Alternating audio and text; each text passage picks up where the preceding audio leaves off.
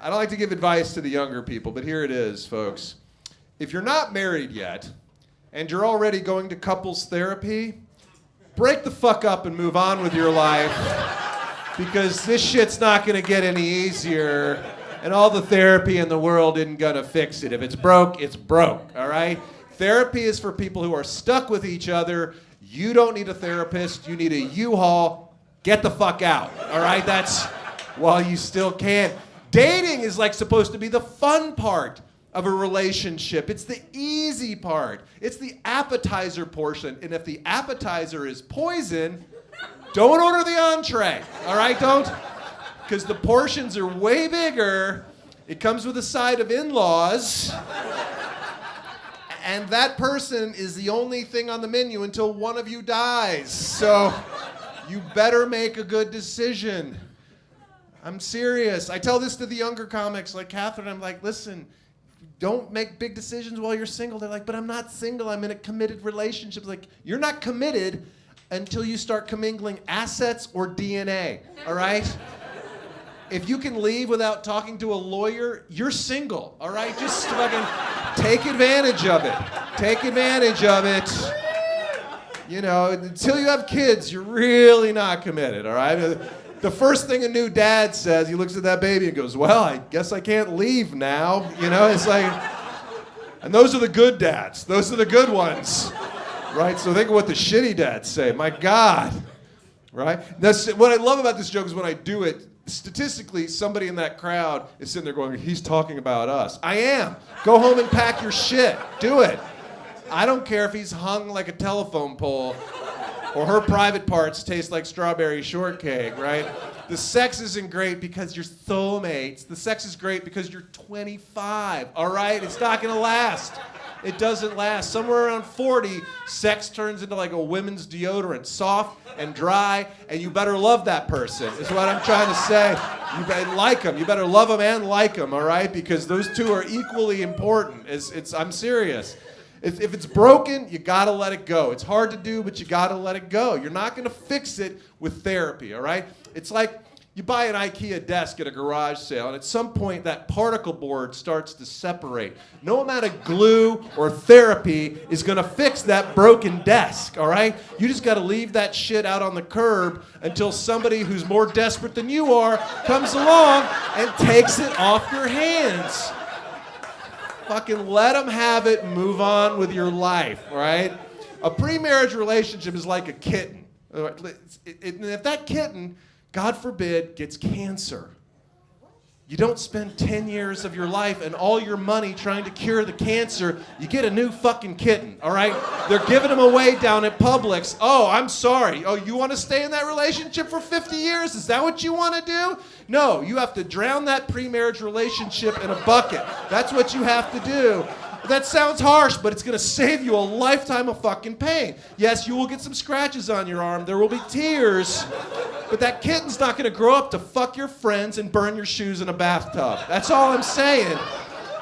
Take the pain now, ladies and gentlemen, because this idea like, oh, it's going to be fine once we get married. No, it's not. No, it's not. I love when I go to a wedding and I hear, oh, we wrote our own vows. I always think, I can't wait to hear this shit, all right? This is going to be hilarious. Because based on the vows, you know how realistic they are about their expectations. And what's the number one thing that predicts a successful relationship?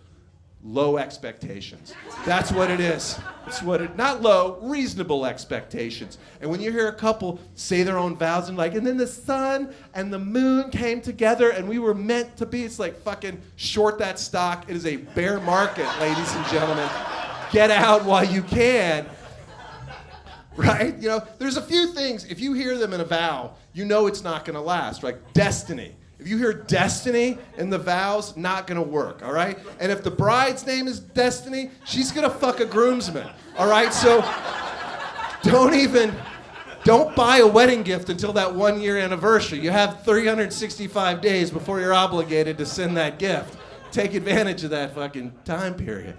You don't want to hear it. Here's how you know a marriage is going to work. Like if you hear vows like this, where the guy goes, I'm going to do my best to keep a job and not gain 300 pounds and to stay off opioids. That guy's realistic. He's doing his best. He's trying his best. He knows who he is. He's self-aware. And when the wife is like, I'm going to watch murder shows all day and you can get drunk and play golf on Tuesdays, that's a fucking marriage right there. You hear soulmate? Oh, here's another one you don't want to hear. God's plan. And it's like, oh, it's God's plan that we would meet. Really? Was it God's plan that you would hook up at a bar at 2 o'clock in the morning, shit-faced out of your mind? That was God's plan? That you would drive drunk back to her place, fuck, throw up, and fuck some more? That was God. That was the plan of our Lord Jesus Christ. That's what he had in mind. The night you met, Jesus had his hand over his eyes, peeking at the good parts. You know, he was like, oh, okay, oh, that's interesting. I made that. Fucking cool. God's plan. You don't want to hear that? You don't want to hear soulmates. No, soulmates is the wrong thing. What you want is a roommate you want to have sex with. That's what you want. Roommates is, I'm nobody's soulmate.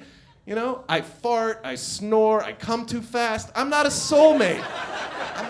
Let's be honest about who we are. It's gonna happen to you, dude. It's gonna happen. It's gonna happen. You'll do these like middle-aged sex things that you think like, you know, cover up your sexual problems. You know, take Viagra? Of course I do, right? So my wife is fine with it. It's like bowling. You set them up, I knock them down. It's fine. Doesn't matter how we get here, right? That's right. Then you come too fast. You're like, I'm going to take this Trojan thing, the sauce you put on your dick that makes you like slow down a little bit. And then it's like your dick got Novocaine. It's like your dick's getting a filling, you know. And it's like if it was talking, it'd be like, I'm not going to come too fast. That's why it's like, I don't. And eventually your wife looks at you, is like, when are you gonna fucking finish? Let's go, the kids are gonna be home soon.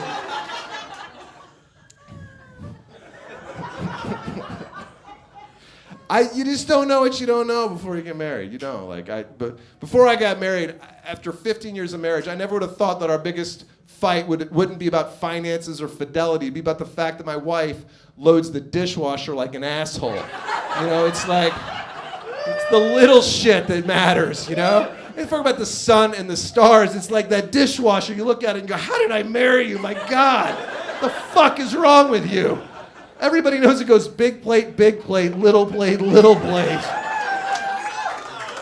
But with you, it's like an Escher painting on peyote. There's like a dish here, a bowl there, cutlery strewn across the top rack. Like, what's wrong with you? How far away were you from the dishwasher when you threw that bowl in there?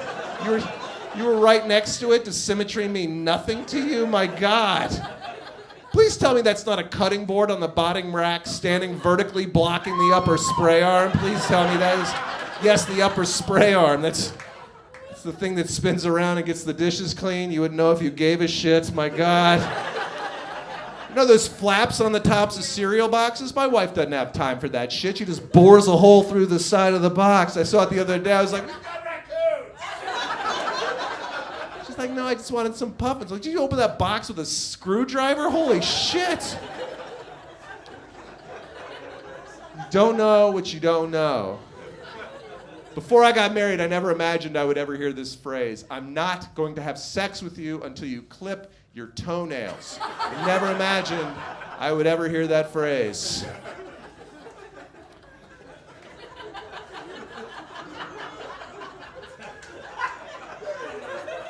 But I said it. You know, I said it because, you know, it's like, I looked at her and I'm like, baby, you're a beautiful woman, but you've got some talons down there right now, and I'm on blood thinners, and, you know, if you cut me while my heart rate is elevated, I'm gonna bleed out all over these Ralph Lauren sheets that we got at Ross Dress for Less. And I'm sorry, it took me 3 hours to find a pillowcase to match the dust ruffle, and I'm not going back to that hellhole. Y'all have been a lot of fun. See you later. Thank you for coming. Bye-bye.